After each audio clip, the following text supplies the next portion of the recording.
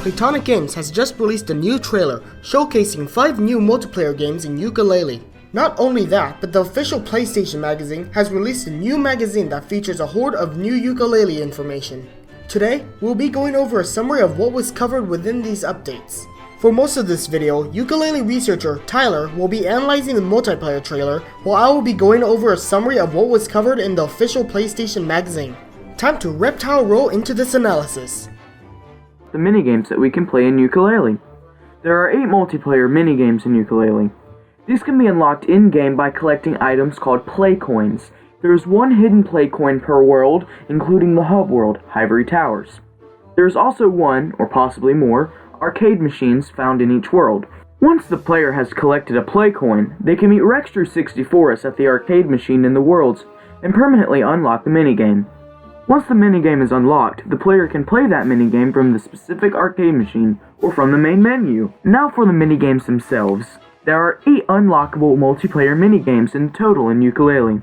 So far we only know of 6 minigames: Car Toss Karting, Glaciators, Jobstacle Course, Flag the Flag, a running shooter game, and a track racing minigame. We'll go in depth into each and every single one of these minigames right now. First off is Car Toss Karting. Car Toss Karting is a simple 5-lap race that takes place in a Tribal Stack Tropics themed environment, and each player controls Yooka and Laylee inside of Car Toss. We can see that it can be a pretty dangerous minigame as there are corporate punishers, ladybirds, flame geysers, and thin bridges. There are also potions in not just this minigame, but every single minigame. Specifically in this one, in this screenshot, we can see an unknown potion, a bad potion, and an invincibility potion. We'll see the invincibility potion in action during the minigame. We are unsure of what the red potion does, but we may know what this bad potion does. In the official PlayStation magazine, they stated that there are bad potions as well as good ones. One in this minigame may reverse the player's controls, while the other may speed up the player incredibly fast so that it becomes more of an obstacle rather than a help. It seems that this bad potion is seen in every minigame, but they all have a different effect. We'll see a different effect take place during the minigame that takes place in Hivory Towers. There appears to also be 2 risky shortcuts here as well as in this track. One that has 2 fire geysers, and another with ladybirds on a bridge. We can see that the bridge is incredibly risky, as the bridge is very thin, and the ladybirds seem to move up and down on it. However, we can see that the blue Yooka here gets an incredible lead by getting past it successfully. One last thing to point out is that the player has a power meter. Take a look at the purple Yooka. You'll see right when he shoots a cannonball, his power meter goes down. The question is, how will the player regain energy from the power meter? Well, we think that the power meter may naturally restore, as we can see that the power meter restores itself during the track racing minigames. But we could be wrong since this is a different minigame, so restoration for the power meter could be different. This also begs the question, in the real game, will the player also use up energy from the power meter during normal Car Toss minigames when they use the power meter? The next minigame is Glaciators. This minigame takes place in Glitter Glaze Glacier with slippery hexagonal platforms. In this minigame, Nimbo the Cloud will rain a bunch of bronze, silver, and gold quills. Bronze quills are worth 100 points, silver are worth 200, and gold ones are worth 500. However, the other players can hit the other players and smack quills out of their inventory, which they can steal their points. The main goal of this minigame seems to be that whoever collects the most quill by the end wins. As time progresses, the stage will start falling apart in a horizontal symmetrical pattern. We are not sure what happens if the player falls down, but they likely will be able to respawn, as we'll see in the next minigame. We can also see an invincibility power-up. When collected, the player will be immune to attacks for a short period of time. In this screenshot here, there's also a purple speed-up potion here, and a bad potion as well. We are unsure what the bad potion does in this screenshot, but it may have similar effects to the one in the next minigame. Next is the minigame that takes place in Hivory Towers. Like the last one, the player will have to collect bronze, silver, and golden quills, except this time the screen is moving. It seems that the main goal of this minigame is to collect as many quills as possible. Whoever has the most quills will win in the end. Unlike the other minigames, the players play as corplets. The main danger is that there are walls that collapse and will immediately kill the player when squashed. We can see that when the player is killed, they instantly go into a respawn phase where the player can choose where to spawn in. We can see the yellow corplet coming out of this phase at the beginning of this clip. The respawn may likely be similar during the Glaciators minigame as well. We suspect that the player does not have a certain number of lives, however, as we can see the yellow corporate is suddenly gone in this scene, and his power meter and icon is gone as well. Although, there is a chance that this could be a completely different minigame section with only 3 players instead of 4. The orange corporate collects a speed-up potion, and the same corporate later on collects a bad potion here. We don't know exactly what this one does, but it's safe to assume that Quills will subtract points instead of add points during this debuff. This is interesting as well that is given to everyone, not just the person who collected it. One last thing here. There's a small Easter egg in here, as we can see cans of multicolored paint on the side here, like the one seen in Shipwreck Creek. Is there significance in the story as to why there is multicolored paint in Hivory Towers? We aren't sure as of right now. The next minigame is called Blag the Flag, and seems to take place in Hivory Towers, as we can see pipes and green liquid from the machines in Hivory Towers. The main goal of this game seems to be to capture the flag. The longer the player holds the flag, the more points they receive. Players can attack one another to steal the flag from someone else. If the player exits the room, they will reappear from the opposite side. This can be used in strategetic ways. In this scene here, the yellow and blue Yooka are fighting with each other to grab the flag. The purple Yooka uses this as an opportunity to steal the flag while they are distracted by entering through the bottom exit, appearing through the top side, and then he steals the flag and exits back through the top side. There also appears to be other obstacles here. There's a fast, rampant corporal who seems to be an annoying obstacle. Do you see these 4 colored buttons on each side? They seem to connect to these square fire spewers. Once pressed, it seems like one more of the same colored spewer will shoot out fire for a short amount of time. On the bottom right, this blue button is pressed down, but for some reason only one of the 2 spewers is shooting fire. We can see a bad potion for a little bit on the bottom left of this screenshot. We aren't completely sure what this bad potion may do, since they give many different effects.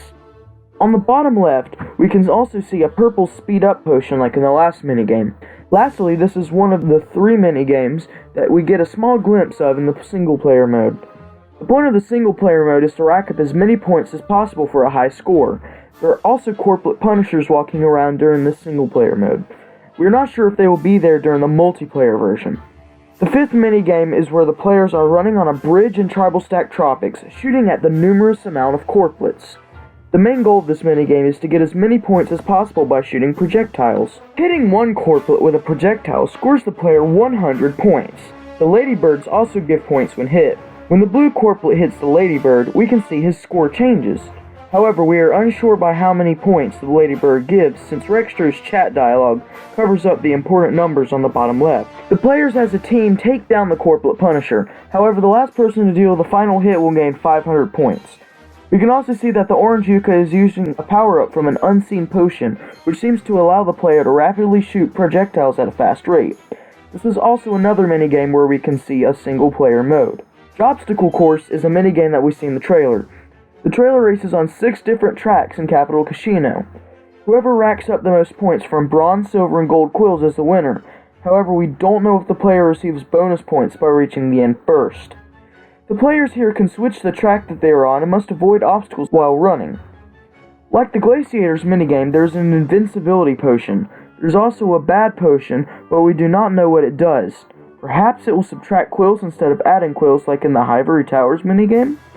Each player seems to also have a power meter. They can use half of their energy to use a reptile roll dash. To get ahead and knock over players in the way, the single-player version also contains many casino corporates as obstacles. Now, we'll be going over a summary of what the official PlayStation magazine has introduced. We'll begin with the worlds first. To start, we'll be talking about the introduction world first, Shipwreck Creek. We knew before that Yooka-Laylee has taken over the ship and they have turned it into their home and they've called it Batship Crazy. However, we have no idea how this ship got here in the first place. The magazine states that we may learn about the ship in some of Playtonic's future games. As for Tribal Stack Tropics, this magazine reconfirms that the Tribal Stack Monument will be part of an expansion. Also, it confirms that the boss of Tribal Stack Tropics is for sure called Rampo. Behind Rampo is some sort of secret. Players should check out behind Rampo once they defeat him. We got a ton of news about Glitterglaze Glacier. First off, the Slurp State ability can be learned here. This ability allows Yooka to absorb certain properties from objects. For example, absorbing a cannonball will allow Yooka to pass through harsh winds. As for the snowmen, Yooka and Laylee will have to turn into a snowplow via DN Ray to destroy piles of snow to obtain clothing for the snowman. Likely, by retrieving clothing for the snowmen, the duo will be awarded with a Pagey. There is also a section that the duo will have to use the reptile roll on, and it is a nod at Super Monkey Ball. We also learned some small trivia. Grant Kirkhope originally composed a happy piece for this world. However, he wasn't satisfied, and he started from the beginning and changed the piece from a happy tone to a more moodier tone. Next up is Capital Casino. Capital Casino is now confirmed to be the 4th world in the game. In order to obtain pages in this world, the duo must collect 10 casino tokens and exchange it with the casino banker. Once exchanged, the duo will earn a pagey. Also, we learned that the camel cloak ability is learned in this world as well. We also learned a little bit more about the storyline. In the lore, Capital B absorbs all the world's books and turns them into profit. However, what we didn't know is that the pages actually escaped this process and then they became scattered throughout the worlds. Speaking about pages, it is now confirmed that there are 25 pages per world, as well as 200 coils per world. There is one butterfly booster, which extends the player's health, in each world, and one power extender per world, including in the main hub world, Hivory Towers. There is also one play coin found in each world, including the main hub world. We also learn of a new feature. Now, there are certain emotes that the player can use via D-pad. The emotes can be used anywhere, such as after collecting a pagey in the middle of a conversation, or even during a boss battle to taunt the boss. There's also a new co-op mode. The second player can control a swarm of bees called the Bee Team. It's like the style of the Super Mario Galaxy co-op. The second player can grab quills, store butterflies for health and power, and even slow down moving platforms. Lastly, we learned that there is a very hidden secret in each world, which is a bonus piece of pirate treasure. And that's everything that is new in the recent official PlayStation magazine. Playtonic Games has shown us so much, and yet they state that we haven't even seen the half of it. Stay in tune with the Hivory Hubs, as we'll be doing more discussions, analysis, and other things Yooka-Laylee related as well. Tyler and I both hope you guys have an incredible day. Catch you guys soon. Bye.